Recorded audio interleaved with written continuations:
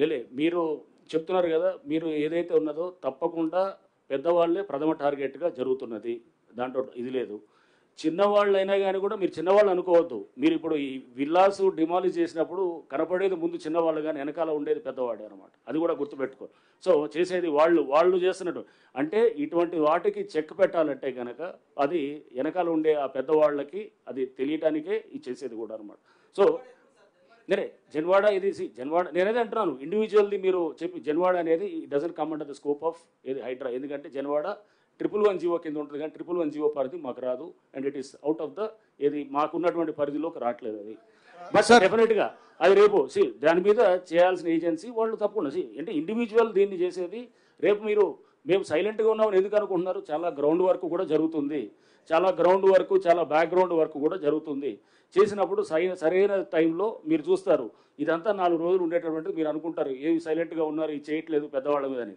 రేపు ఎప్పుడో మళ్ళీ సడన్గా ఒక రోజు ఈ ఏది మీరు పెద్ద 2 మంచి పడంగానే అప్పుడు మీరే అంటారు అనమాట, అరే సార్ సైలెంట్ ఏం కాదు అని చెప్పి మీరే అంటారు, లేదా ప్రభుత్వం సైలెంట్ కాదని అంటారు.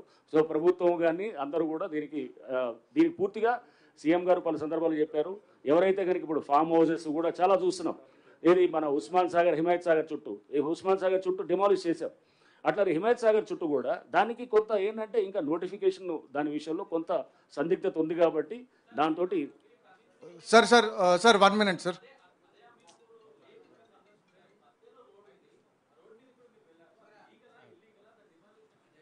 నేనే అది రోడ్డు అక్కడ చెరువు అక్కడ కూడా మేము చెప్పాము. అక్కడ ఒక ఏది ఎక్స్ ఎమ్మెల్యే వాళ్ళు కూడా ఆక్యుపై చేసేసింది దాన్ని ఇప్పుడు నెక్స్ట్ డిమాలిషనే కాదు, రిట్రీవల్ ఆఫ్ ద లేక్స్ అంటే దాన్ని మొత్తం మళ్ళీ రివైవ్ చేయడం అనేది నెక్స్ట్ అది కూడా మొదలవుతుంది.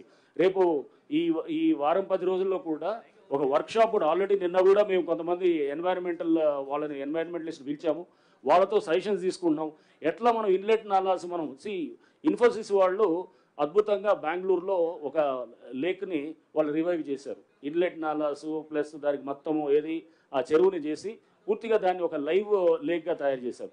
మనం కూడా అలాంటివి చేయడానికి మనం చాలా సజెషన్స్ తీసుకోవడానికి ఆ వెనకాల చాలా బ్యాక్గ్రౌండ్ వర్క్ జరుగుతుంది. మీరు జరుగుతుందని అనుకోవట్లేదు. మీరు సైలెంట్గా ఉన్నారు, మాట్లాడలేదంటే కనుక సైలెంట్గా ఉన్నామని కాదు. సో డిమాలిషన్స్ ఒకటే కాదు, డిమాలిషన్స్ ఒక ఆస్పెక్ట్ అయితే దాన్ని కన్స్ట్రక్టివ్ లైన్లో తీసుకెళ్ళడానికి చాలా వర్క్ జరుగుతుంది వెనకాల. Sir 1 minute sir. Navinder from Deccan Chronicle sir. చెరువులు ఎఫ్టీఎల్ బఫర్ జోన్లలో అనుమతులు ఇచ్చిన జిహెచ్ఎంసీ హెచ్ఎండిఏలకు హైడ్రా లేఖలు రాసి సార్ ఇక్కడ రంగనా సార్ చెరువులు ఎఫ్టీఎల్ బఫర్ జోన్లలో అనుమతి ఇచ్చిన హెచ్ఎండిఏ జిహెచ్ఎంసీకి హైడ్రా లేఖలు రాసింది. దానిపైన వారు ఏమైనా వివరణ ఇచ్చారా? అనుమతులను రద్దు చేయాలని ఏమైనా మీరు చెప్పారా? అదే సందర్భంలో పేదల విషయంలో, మధ్యతరగతుల విషయంలో దూసుకువెళ్తున్న హైడ్రా వాసవి అర్బన్ లాంటి బహుళ అంతస్తుల నిర్మాణ సంస్థల మీద ఎందుకు సైలెంట్గా ఉందనే అపోహలు వస్తున్నాయి? ఏం క్లారిటీ సార్? నేను అనేది ఐ డోంట్ వాంట్, అదే నేను చెప్పేది, ఇండివిజువల్ ప్రాజెక్ట్స్ మీద నేను కామెంట్ చేయను.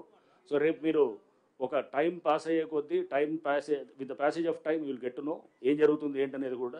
సో అంతేగాని మీరు సైలెంట్గా ఉన్నారు లేకపోతే ఏమి చేయట్లేదని అనుకోవటం అది బహుశా మీరు అంటే ఇప్పటికిప్పుడు ఇమీడియట్గా రియాక్ట్ అవటం అనేది కాదు. అక్కడ ఉన్నటువంటి లీగల్ ఇష్యూస్ని కూడా అన్నింటినీ కూడా ప్రతి దాంట్లో కూడా ఇట్లాంటి వాటిలో చూసుకుంటాం.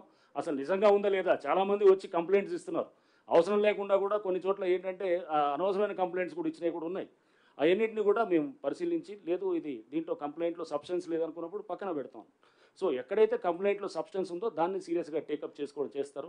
సంబంధిత ఏజెన్సీస్ అందరి కోఆపరేషన్ తోటి, అందరి కోఆర్డినేషన్ తోటి, వాళ్ళందరితోటి కలిసి పనిచేస్తూ మేము దానికి ఒక